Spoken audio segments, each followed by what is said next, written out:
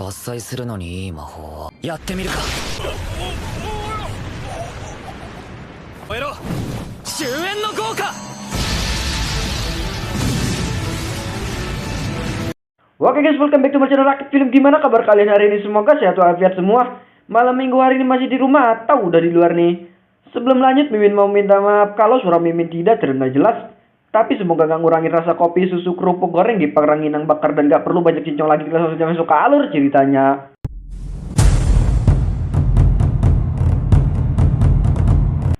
Cerita masih berlanjut dengan Yuji yang sudah memasuki wilayah kota Ricardo. Terlihat kondisi wilayah kota Ricardo sedang turun salju yang lumayan lebat dan mengharuskan Yuji menggunakan sihir menghangat bagi tubuhnya. Sementara para SM dan serigala mereka dapat menahan dari suhu dingin tersebut. Singkat cerita, Yuji pun sampai di depan gerbang masuk kota Ricardo. Terdapat dua orang prajurit yang menjaga pintu tersebut. Yuji pun menanyakan kota Ricardo yang dilanda hujan salju. Penjaga tersebut menjawab kalau hujan salju tersebut datang 10 hari yang lalu. Munculnya secara tiba-tiba dan sudah merenggut nyawa sebanyak 10 orang karena tidak dapat menahan hawa dingin. Setelah menjawab pertanyaan Yuji, si penjaga pun menanyakan tujuan Yuji ke kota Ricardo. Yuji pun menjawab dengan mata yang berbinar kalau kedatangannya ke kota Ricardo karena ia ingin mencicipi makanan kota Ricardo yang terkenal lezat dan bergizi.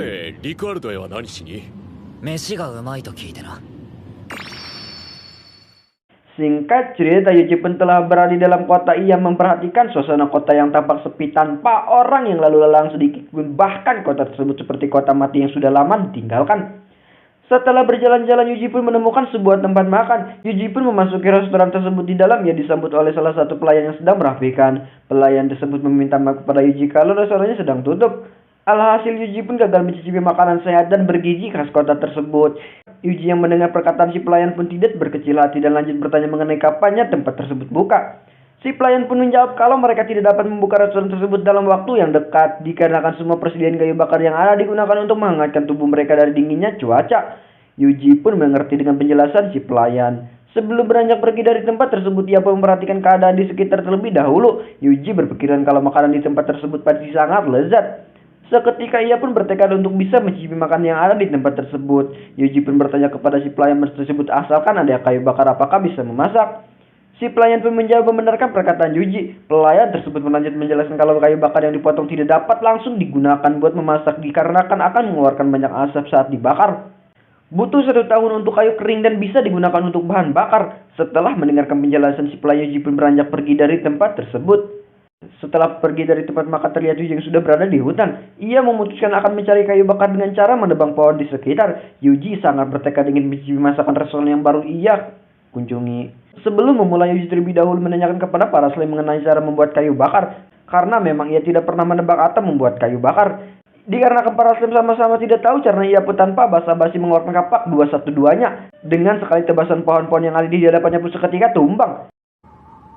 伐採するのにいい魔法は小野召喚。何か間違っている気がする。見るか。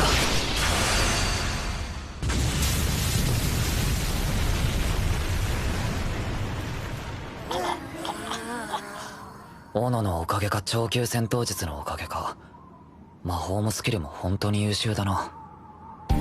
Yuji mencincang setiap batang pohon dengan begitu mudahnya. Setelah berkutat akhirnya ia berhasil mengumpulkan kayu bakar dengan jumlah yang tidak sedikit. Yuji juga menggunakan sihir buat menghilangkan kandungan air yang ada di kayu tersebut sehingga dapat langsung digunakan. Tidak perlu menunggu sampai 1 tahun. Ia menyerahkan 1 batang kayu bakar yang ia dapat kepada si pelayan. Pelayan tersebut memeriksa kayu bakar tersebut dengan sedikit takjub. Pelayan tersebut meminta Yuji buat menunggu sementara ia akan memanggil koki restoran buat memeriksa kayu bakar yang didapat Yuji bisa digunakan atau tidak. Pak Koki yang umurnya udah nggak muda lagi pun memeriksa dengan sangat hikmat. Sampai akhirnya Pak Tua tersebut berbicara kalau kayu yang didapat Yuji tidak dapat dibuat untuk berapian. Karena terlalu kering, kayu yang terlalu kering bisa mengeluarkan api yang kuat sehingga tidak bisa digunakan untuk memasak. 料理に使えそうか。料理長を呼んできます。乾きすぎだ。 Pada saat Pak Tua tersebut berbicara, Yuji malah mengaktifkan sihir pelembab sehingga kayu bakar yang tadinya terlalu kering kembali sedikit lembab dengan tekanan yang kelihatannya pas. Yuji pun kembali menyerahkan kayu tersebut kepada si Pak Tua. Namun awalnya Pak Tua masih menolak sampai tiba-tiba どうやって作ったかは知らねえが。これならどうだ。だからダメなものはダメだと。なんだこの薪！この重さ、完璧な薪だ。 Dikarenakan Mimin gak dikasih tahu nama kepala koki ini, Mimin panggil aja Pak Kosim. Pak Kosim pun menanyakan tentang kayu bakar yang didapat Yuji. Lantas Yuji pun menjawab kalau para slime lah yang membuatnya. Walaupun Pak Kosim tidak mengerti dengan perkataan Yuji, ia masih berjanji akan membuatkan makanan yang paling enak. Pak Kosim pun lanjut bertanya kepada Yuji mengenai seberapa banyak kayu yang dimiliki Yuji. Yuji yang mendengar pertanyaan Pak Kosim pun lantas tidak menjawab dan malah menoleh ke arah slime yang ada di bahunya. Slime tersebut pun melompat dan seketika mengeluarkan kayu-kayu yang ia simpan dan membuat Pak Kosim dan si pelayan menganga.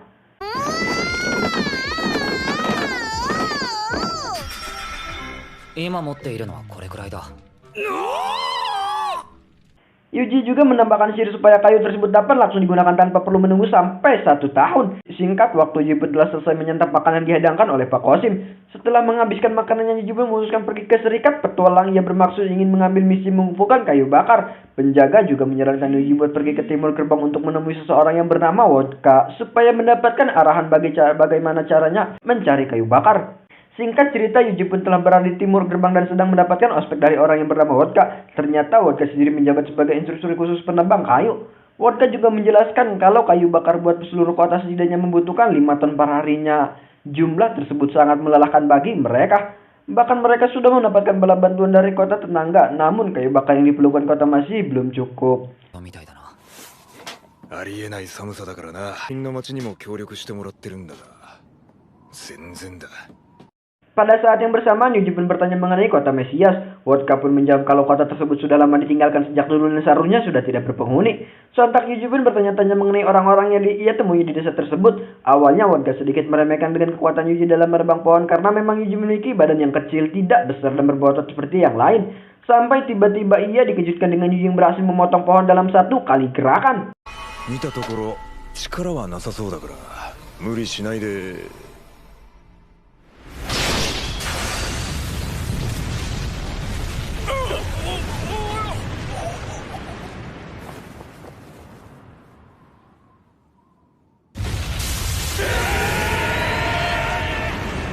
Semua orang pun dibuat terkejut dan menganga dengan apa yang diperbuat Yuji. Bagaimana tidak terkejut Yuji dapat memotong belasan pohon dengan 1 kali gerakan. Mereka semua harus susah payah memotong pohon satu demi satu dan membutuhkan tenaga. Sedangkan Yuji hanya dalam 1 kelintakan dapat memotong belasan pohon. Wodka menjawab semua pertanyaan Yuji lontarkan masih dalam keadaan sadar dan tidak sadar. Wodka pun kembali dibuat terkejut oleh Yuji karena semua kayu tersebut yang seharusnya membutuhkan waktu cukup lama membuat kering dapat kering dalam hitungan menit.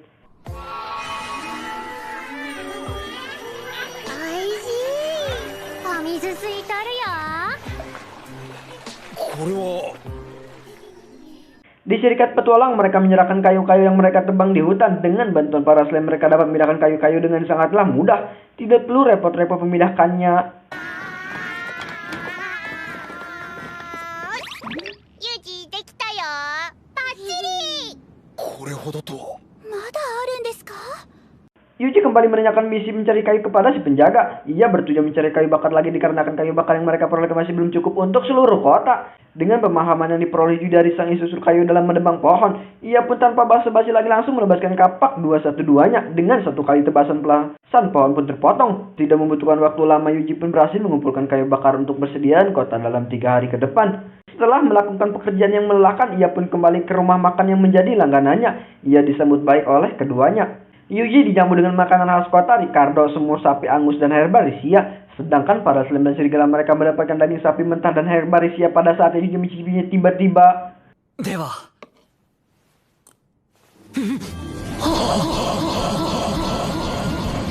Yoku nikomareta niku ga kuchi no naka desu gu ni toroke te iku. Shikashi sanzai kan o ushinawazu, yasai no umami ga tokekonna supu. Dengan rempah-rempah yang diperoleh dan cita rasa yang sangat menggugah selera, makanan dihidangkan menjadi salah satu makanan yang paling enak di kota Ricardo.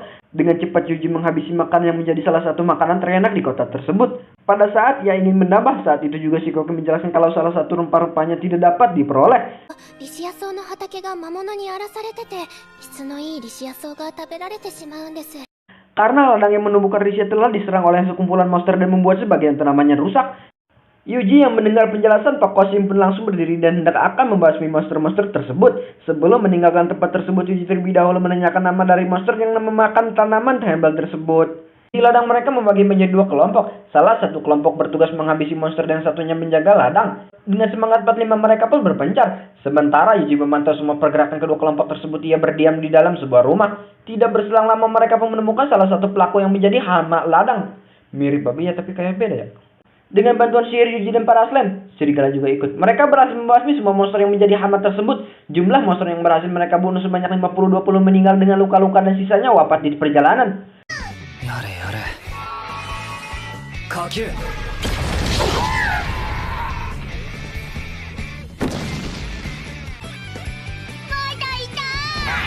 こっちもですだ。2匹まとめてだ。 Pada saat yang bersamaan, salah satu slime melaporkan kalau mereka menemukan sebuah bola hitam. Sementara di TKP sudah ada Yuji. Dryad juga turut hadir. Dryad merasakan sihir yang ada di dalam bola tersebut walaupun cukup samar-samar. Yuji berjalan mendekat kepada bola tersebut. Ia menyentuh bola tersebut. Seketika itu juga sihir yang dimiliki Yuji terserap oleh bola tersebut. Yuji yang melihat fenomena tersebut lantas mengatakan berkat naga. Sontak Dryad yang mendengar perkataan Yuji barusan langsung menyimpulkan kalau kekuatan sihir yang berada di sekitar menjadi sedikit pasti dikarenakan bola tersebut. これは魔力を吸収してるね。竜の恵みか。そうか、石が魔力を吸収してるせいでこの辺りの魔力がすごく少なくなってるんだ。 Yuji pun menanyakan kepada Dryad apakah jika sihir di sekitar Anda bisa membuat suhu tersebut dingin. Dryad pun menjawab dan membenarkan perkataan Yuji. が多すぎるところは火山みたいに熱くなったりね。 つまりこの寒さもこの石が。 Dryad juga mengatakan kalau benda tersebut pasti bukan terbentuk secara alami, melainkan benda tersebut sengaja dibuat oleh orang lain. Dikarenakan terdapat sisa kekuatan sihir orang lain di dalam benda tersebut. Yuji yang mendengar penjelasan Dryad pun tanpa himbauan terlebih dahulu langsung mencoba memurnikan benda tersebut. Tanpa adanya kesusahan sedikit pun Yuji berhasil memurnikan benda bulat hitam tersebut. とりあえず浄化するか。その後で犯人探しだ。対魔法結界解除極み。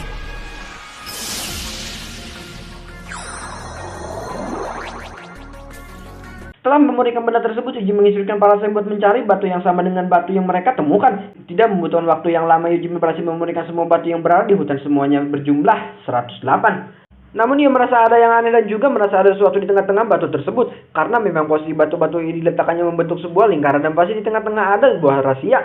Sesampainya di titik yang membuatnya curiga, ia lantas memperhatikan keadaan di sekitar. Tak lupa Yuji juga menanyakan kepada para slime, namun para slime tidak merasakan kejanggalan dari hutan tersebut.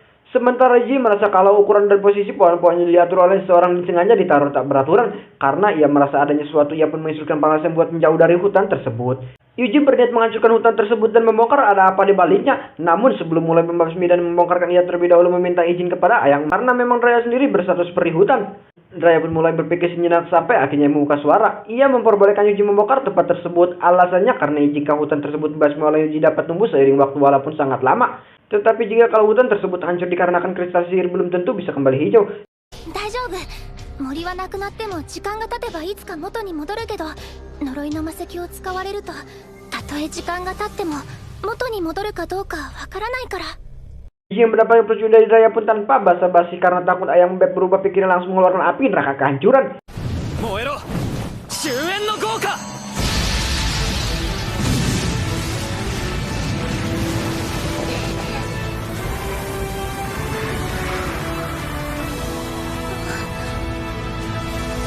Asap menghilang membereskan cekungan ribuan meter. Di dalam cekungan terdapat sebuah pintu yang membuat semuanya terkejut.